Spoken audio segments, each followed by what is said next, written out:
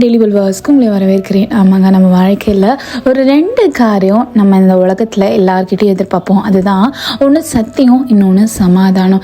இந்த 2 காரியமும் அவங்க எங்கிட்ட உண்மையாக நடந்துக்கணும், எங்கிட்ட எந்த ஒரு சண்டையும் இல்லாமல், பின்னாடி எந்த வார்த்தைகளும் பேசாமல் எங்கிட்ட சமாதானமாக இருக்கணும் அப்படின்னு நம்ம எப்போவுமே யோசிப்போம். அதுதான் சகரியா 8:19 சொல்லப்படுது, சத்தியத்தையும் சமாதானத்தையும் சிநேகியுங்கள். ஆனால் நிறைய வேளையில் நம்ம மிஸ் பண்ணுற காரியம் என்ன தெரியுமாங்க, மற்றவங்க நம்மக்கிட்ட அது பிரகாரம் நடக்கணும்னு நம்ம நினைக்கிறோம், ஆனால் அதே 2 காரியத்தை நம்ம ஃபாலோ பண்ண மறந்துடுறோம்.